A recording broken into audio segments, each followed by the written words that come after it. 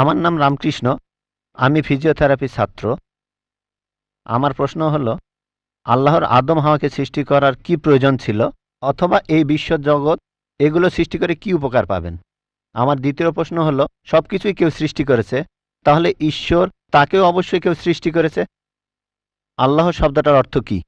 ভাই ৩টা প্রশ্ন করেছেন। প্রথম প্রশ্নটা, আল্লাহ কেন আদম হাওয়াকে সৃষ্টি করলেন, এই সৃষ্টি করার কারণটা কি? বিশ্বজগৎ সৃষ্টির কারণ কি? আল্লাহ সৃষ্টি করেছেন আদম আর হাওয়াকে, তারা দুজনে শান্তিতে থাকুন, যাতে করে মানুষ যাতে আসতে পারে। তারা আমাদের সবার পূর্বপুরুষ। পবিত্র কোরআনে সূরা হুজুরাতের ১৩ নম্বর আয়াতে উল্লেখ করা হয়েছে, ইয়া আইয়ুহান নাসু ইন্না খালাকনাকুম মিন যাকরিন ওয়া উনসা ওয়া জাআলনাকুম শুউবান ওয়া কাবাইলা লিতাআরাফু ইন্না আক্রামাকুম ইনদাল্লাহি আতকাকুম ইন্নাল্লাহা আলিমুন খাবীর। হে মানুষ জাতি, আমি তোমাদের সৃষ্টি করেছি এক পুরুষ ও এক নারী হতে, আর তোমাদের বিভক্ত করেছি বিভিন্ন জাতি আর গোত্রে, যেন তোমরা অন্যের সাথে পরিচিত হতে পারো। এই জন্য নয় যে অন্যকে ঘৃণা করবে। আর আল্লাহর কাছে অধিক মর্যাদা সম্পন্ন সেই ব্যক্তি যার আছে তাকওয়া। আল্লাহ যেটার মাধ্যমে মানুষের বিচার করেন, টাকা পয়সা নয়, গায়ের রং নয়, জাতি বা গোত্র নয়, ধর্মমত নয়, সেটা হলো তাকওয়া। সেটা হলো আল্লাহকে মানা, ন্যায়পরায়ণতা, ধার্মিকতা। তাহলে আদম আর হাওয়া আলাইহিস সালাম তারা আমাদের সবার পূর্বপুরুষ। আপনারও পূর্বপুরুষ, আমারও পূর্বপুরুষ, সব মানুষের। সেজন্য আপনাকে ভাই বলে ডেকেছি। ভাই, সব মানুষ ভাই ভাই। আল্লাহ বলেছেন ইয়া আইয়ুহান নাস, হে মানুষ জাতি। আর পবিত্র কোরআনে সূরা ইসরার ৭০ নম্বর আয়াতে উল্লেখ করা হয়েছে, ওয়া লাকাদ কাররামনা বানি আদামা। আল্লাহ তাআলা মর্যাদা দিয়েছেন সব আদম সন্তানকেই। হোক আপনি জন্ম নেন ইন্ডিয়ায়, আমেরিকায়, ইংল্যান্ডে, জন্মান কোনো হিন্দু পরিবারে বা মুসলিম পরিবারে বা খ্রিস্টান পরিবারে, আল্লাহ বলেছেন তিনি সব মানুষকে মর্যাদা দিয়েছেন। মানুষে জন্মালে আল্লাহ তাকে মর্যাদা দেবেন। সে হোক আপনার নাম জাকির, আব্দুল্লাহ, রামু, শঙ্কর, মানুষে জন্মালে আল্লাহ মর্যাদা দেবেন। আপনার প্রশ্নতে আসি, কেন আল্লাহ তাআলা মানুষ সৃষ্টি করলেন? আল্লাহ মানুষ সৃষ্টি করেছেন কারণ আল্লাহ বলেছেন মানুষ হলো আল্লাহ সৃষ্টির মধ্যে সেরা। আল্লাহ তাআলা অন্য যা কিছু সৃষ্টি করেছেন তা আল্লাহকে মানে। ফেরেশতা সৃষ্টি করেছেন, আল্লাহ যে আদেশই দেন ফেরেশতাগণ সে আদেশ পালন করেন, তাদের নিজস্ব ইচ্ছা নেই। মানুষ হলো আল্লাহ তাআলার এমন এক সৃষ্টি যার নিজের ইচ্ছা আছে। আমরা তার কথা মানতেও পারি, নাও মানতে পারি। তাই আল্লাহ আমাদের সৃষ্টি করেছেন, আমরা হলাম তার সৃষ্টির সেরা, আশরাফুল মাখলুকাত। তবে আমরা আল্লাহ তাআলার কথা মানতে পারি, নাও মানতে পারি। যদি আল্লাহর আদেশ মানেন তাহলে জান্নাতে যেতে পারবেন, তাহলে বেহেশতে যাবেন, স্বর্গে যেতে পারবেন। যদি আদেশ না মানেন তাহলে জাহান্নামে যাবেন, দোজখে যাবেন। তাহলে এই জীবনটা পরকালের জন্য পরীক্ষা। পবিত্র কোরআনে সূরা মুলকে ২ নম্বর আয়াতে উল্লেখ করা হয়েছে, আল্লাযী খালাকাল মাউতা ওয়া হায়াতা। আল্লাহ তাআলা সৃষ্টি করেছেন জীবন ও মৃত্যু তোমাদের পরীক্ষা করার জন্য। তাহলে এই জীবনটা হলো পরকালের জন্য পরীক্ষা। তাহলে আল্লাহ মানুষ সৃষ্টি করেছেন। আর আল্লাহ বলেছেন সূরা জারিয়াতের ৫৬ নম্বর আয়াতে উল্লেখ করা হয়েছে, ওয়ামা খালাকতুল জিন্না ওয়াল ইনসা ইল্লা লিয়াবুদুন। আমি সৃষ্টি করেছি জিন ও মানুষকে যেন তারা আমার ইবাদত করে। তাই আমাদের উচিত আল্লাহ তাআলার আদেশ নিষেধগুলো মেনে চলা। তাহলে আমরা আল্লাহ সুবহানাহু ওয়া তাআলার অন্যরকম সৃষ্টি যার নিজস্ব ইচ্ছা আছে। আমরা আল্লাহ তাআলার আদেশ মানতে পারি, আবার নাও মানতে পারি। অন্যান্য সকল সৃষ্টি যেমন তারা, গাছ, পাহাড়, পবিত্র কোরআন বলছে তারা আল্লাহ তাআলাকে সেজদা করে, তার সামনে নতজানু হয়, আল্লাহকে মানে। আমাদের স্বাধীন ইচ্ছা আছে, আল্লাহ আমাদের এই স্বাধীন ইচ্ছা দিয়েছেন। এই স্বাধীন ইচ্ছা নিয়ে যদি আল্লাহকে মানেন আপনি তাহলে ফেরেশতাদের উপরে চলে যাবেন। আর যদি আল্লাহ তাআলাকে না মানেন তখন হবেন শয়তানের সহযোগী। আল্লাহ আমাদের সৃষ্টি করেছেন পরকালের পরীক্ষার জন্য। আপনার দ্বিতীয় প্রশ্নে আসি, সবকিছুর একটা স্রষ্টা আছে, আল্লাহকে বানিয়েছে কে? যদি কেউ বলে সবকিছুরই একটা স্রষ্টা আছে, কথাটা ঠিক নয়। সব সৃষ্ট জিনিসের স্রষ্টা আছে। আল্লাহ তাআলার সংজ্ঞা হচ্ছে তাকে কেউ সৃষ্টি করেনি। যখনই বলবেন কে আল্লাহকে বানিয়েছে, সে আল্লাহ নয়। আল্লাহ তাআলার সংজ্ঞা হচ্ছে তিনি সৃষ্টি হননি। ধরেন এক লোক আপনাকে বলল যে ভাই, আমার বন্ধু জন, সে হাসপাতালে ভর্তি হয়েছে, সে একটা বাচ্চার জন্ম দিয়েছে। বলতে পারবেন এই বাচ্চাটা ছেলে না মেয়ে? বলতে পারবেন? চেষ্টা করেন, দেখেন। পারবেন না কেন? ছেলে না মেয়ে? হ্যাঁ না। ধরেন ভাই জন, সে হাসপাতালে ভর্তি হয়েছে, সে একটা বাচ্চার জন্ম দিল। এই বাচ্চাটা ছেলে না মেয়ে? আপনি বলতে পারবেন? না। না। 50% চান্স ছেলে না মেয়ে। লোকজন সবাই হাসছে কেন? বলতে পারবেন? পারবেন না কেন? যে উত্তরই বলেন সেটা কি ঠিক হবে?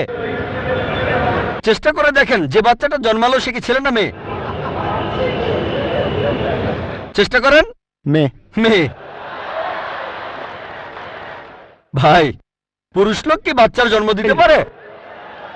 হ্যাঁ, এখানে আপনি ভুল করেছেন। একইভাবে ভুল করেছেন যখন বললেন কে আল্লাহকে বানিয়েছে। পুরুষ লোক কোনো বাচ্চার জন্ম দিতে পারে না, তাহলে তো মেয়ে বা ছেলে হওয়ার প্রশ্নই আসে না। এখন কি আপনি বুঝতে পেরেছেন? হ্যাঁ, বুঝতে পেরেছেন, এই তো ভালো। পুরুষ লোক কোনো বাচ্চার জন্ম দিতে পারে না, তাহলে তো ছেলে বা মেয়ে হওয়ার কোনো প্রশ্নই আসে না। যখন প্রশ্ন করলেন কে আল্লাহকে সৃষ্টি করেছে, আল্লাহর সংজ্ঞা হচ্ছে, ঈশ্বরের সংজ্ঞা হচ্ছে তিনি সৃষ্টি হননি। যখনই বলবেন কে আল্লাহকে বানিয়েছে, সে আল্লাহ নয়। ওয়ালাম ইয়াকুল্লাহু কুফুয়ান আহাদ, তার সমতুল্য কেউ নেই। এবারে আপনার শেষ প্রশ্নটাতে আসে, আল্লাহ কে? আল্লাহকে সবচেয়ে সেরা সংজ্ঞাটা আছে পবিত্র কোরআনে সূরা ইখলাসে 1 নম্বর থেকে 4 নম্বর আয়াতে উল্লেখ করা হয়েছে। এখানে বলা হয়েছে যে কুল হুয়াল্লাহু আহাদ, বলো তিনি আল্লাহ এক, অদ্বিতীয়। আল্লাহুস সামাদ, তিনি অবিনশ্বর, চিরস্থায়ী। লাম ইয়ালিদ ওয়া লাম ইউলাদ, তিনি জন্ম নেননি, কাউকে জন্ম দেননি। ওয়া লাম ইয়াকুল্লাহু কুফুয়ান আহাদ, তার সমতুল্য কেউ নেই। এই হলো 4 লাইনের সংজ্ঞা আল্লাহ সুবহানাহু ওয়া তাআলার। যদি কোনো মানুষ, যদি কেউ বলে যে অমুক লোকটা আল্লাহ, সেই লোক যদি এই 4টা শর্ত পূরণ করতে পারে, আমাদের মুসলিমদের কোনো আপত্তি থাকবে না সেই লোককে আল্লাহ বলে মেনে নিতে। 4 লাইনের সংজ্ঞা, এটাই হলো ধর্মের লিটমাস টেস্ট। আল্লাহ তাআলার সংজ্ঞা প্রথমটা হলো কুল হুয়াল্লাহু আহাদ, বলো তিনি আল্লাহ এক, অদ্বিতীয়। আল্লাহুস সামাদ, আল্লাহ বিনশ্বর, চিরস্থায়ী। লাম ইয়ালিদ ওয়া লাম ইউলাদ, তিনি জন্ম নেননি, কাউকে জন্ম দেননি। ওয়া লাম ইয়াকুল্লাহু কুফুয়ান আহাদ, তার সমতুল্য কেউ নেই। যদি হিন্দু ধর্মগ্রন্থগুলো পড়েন, সেখানেও একই রকম কথা বলা হয়েছে, কুল হুয়াল্লাহু আহাদ।